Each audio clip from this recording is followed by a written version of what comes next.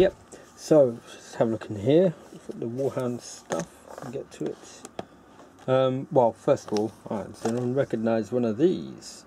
I used to have one of these ages ago. Somehow I bloody lost it. After a bit of eBay searching, I was lucky, so lucky to get that back again. Love that little guy. Just look at it for ages and ages. But talking about what I was doing with this geezer, with the little studs, that's what I've made there. Oops, let's turn this around and zoom in. Yeah, as you can see, little pyramid like studs he has, so that's what those will be. What else was there? Yeah, oh yeah, that's what I was looking at. There's one guy in here who's like, his whereabouts are unknown. I think he's a guy with a golden helmet. Got a golden helmet.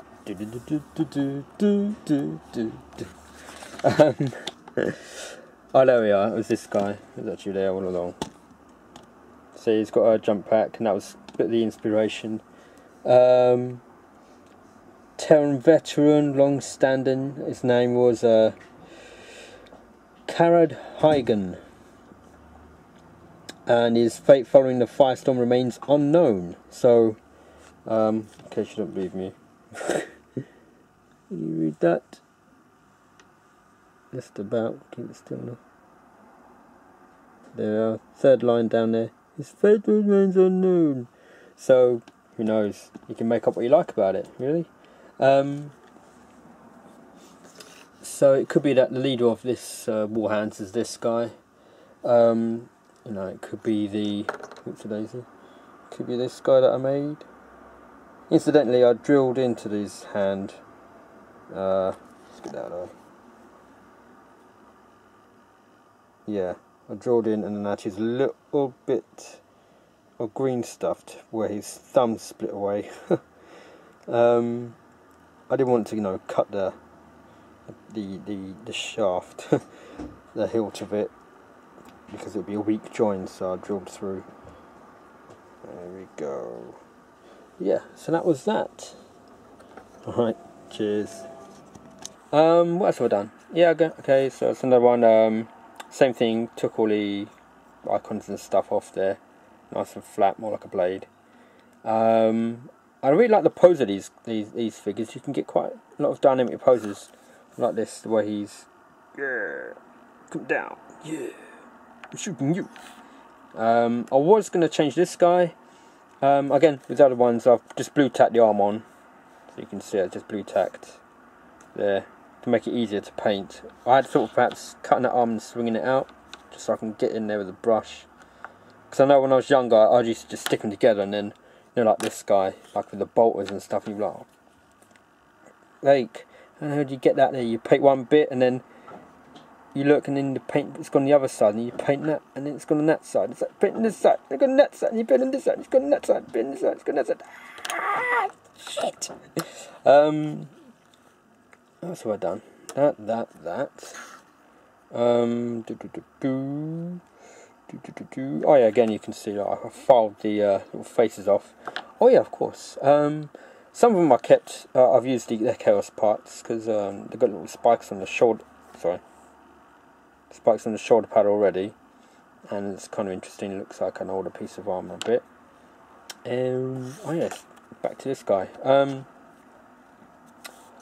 I'd actually forgotten because one of the things which came to mind was that obviously that's a Mark IV armor helmet which has gone wrong with all of these tubes all over the place. No, I came to the trouble of explaining it's like extra vents for them to howl more or something. Forgotten now. But and this guy was obviously the Mark VI, and I was going to do something where I was going to have like a Mark VI armor on one guy. He's like trying to get his Mark VI armor back, and the other guy would have his Mark IV, but I've obviously forgotten that, and the Mark VI helmet guy, he's got Mark IV, and I've made a Mark VI style shoulder pad here, same as I did before, but I filed away a bit too much, and I'd gone through to these little venty bits here, which doesn't matter too much because I decided to just cut a bit away and it just looks like it's damaged. But it's got a hold of a bit there. I mean, part of Mach 6 armour. Try to inscribe that little line, because normally that little patchy thing just stops there, and that's where the lip of the Mach 7 plate was, but you have to sort of extend it down. Oh yeah, of course, yeah, I filed these away, so I think I'll show you in a minute the book and all the things I was looking at doing. But I'll be able to put these extra little transfers and things here. That was another thing, was that I got the World Eaters transfer sheet a little while ago, and it's got the war hands on there, so I thought that'd be another excuse, of course, to use them. And I think we'll bring now to my main guy.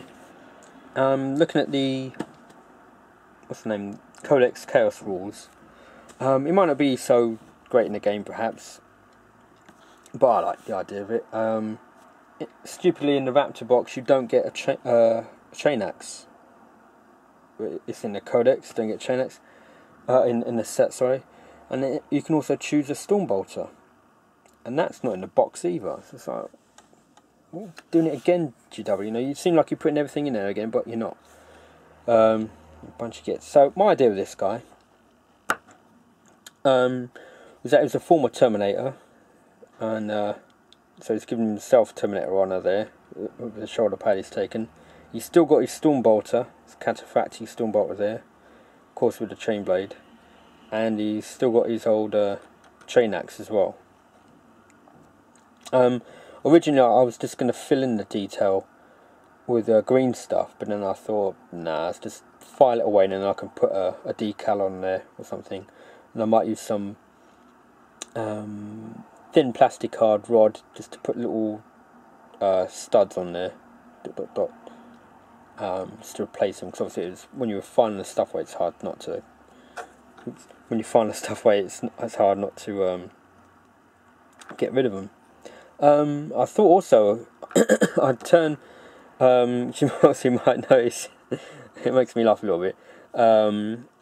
The laurels on his head, because this is obviously you might know already, this is a Chaos Warriors helmet, and I'd cut the horns off and I had this laurel wreath from something, so I'd cut it in half and stuck on each side of his head, so he's trying to really prove, look Emperor, I'm still loyal, I'm still good.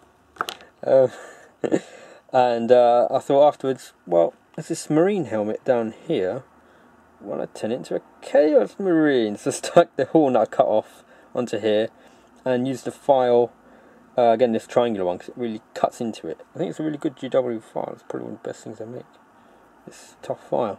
And made it look like a broken horn, and yeah, stuck that onto the helmet there, yeah, filed that away. And where I'd cut off some of the spikes, I kept hold of them off the armour, like the boots and things, and just stuck it on his head. So if I can hold it properly, there it looks like we've got a Chaos Marine that he's killed. It's like it's looking chaos. The other thing I'm doing, what I'd thought of doing was that I'd thought with their sort of fluff wise that they'd been sort of cutting off spikes and teeth and things off of their all the warped parts that they could. But as I was using the Dremel type of tool on the shoulder pads, I thought perhaps if I can choose the right one, if it fits in there, I might be able to get rid of these spikes, or what leads into spikes, if you like, off of the armour, and turn it back to its normal sort of ordinary shape. But it's going to be difficult, and then I'd have to then file these shapes back in there where these spikes were, so I might just leave it sort of cut off parts there. So see now, I think that's about it on these ones. Oh yes, there was something I did change, something I didn't like. Yeah, this guy, the chainsword actually sticks out further. This is like a block here, sticks out further, and it's got another little spike, which I didn't really like. And that rhymed. See now. Find that guy. No. Is he on here? No. But yeah, I didn't like it. It looked stupid, really. It's like an extra long block on the end with a spike. So I think even if I was doing this as chaos, I'd get rid of that, because it just looked daft. It looks better like this. So yeah, so that's what I've got up to. Like I said, if anyone's interested in me showing you how to it's not James May, £1,000 from Top Gear. Yeah, to do that with a Dremel type of tool. I found this was in the UK I got this in let's zoom out again. Yeah, let's zoom out.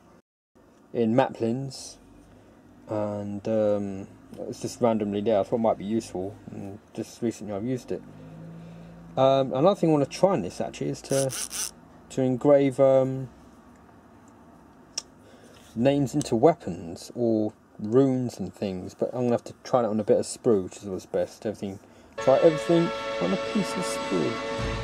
This is battery operated, obviously. It does last quite a bit actually. I could do this whole shoulder pad, like I said, with that, and I've filed away the detail, on that, which is a lot quicker to do, and then finished off with these little emery files. Oh yes, of course, and that's what I did. So it's going a bit long, but you might be hearing this. I might chop this in half, do part 1, part 2. So you might be hearing this in part 2. Originally, these had those leering demon faces. But after quite a bit of filing away and sanding afterwards, it just looks like a piece of damaged armour, and it fits in, of course, like with these Mark 3 plates on shoulder pads and things. So what I want to do, or what I'm going to be doing, is I'm going to make some sort of contemporary, more contemporary armoured warhounds, Emperor's warhounds, with a box of assault marines I got. So there's quite a few bits in the Raptors set, so I'm going to mix some bits up. I might use some bits of cork to elevate these, if you don't know already, those ones, because they're just standing on their toes, really, trying to look like they're about to jump. Now I'm on the ground. Just so it sort of fits in, maybe not too high as these guys, so it adds a bit of variation. And so yeah, I thought it'd be a fun project to have a bunch of guys who've managed to survive, and have my own version of Warhounds that lives in the 40k universe. The flip side of that is that I was going to do World Eaters in the Heresy, but right now I'm going to do these first. Okay guys, so thanks for watching. Thanks to all new subscribers that I've had. It's been wicked. I've been getting some new subscribers recently. So thanks to you. Yeah, let's see what I can do next. Right guys, cheers. Thank you much. Bye.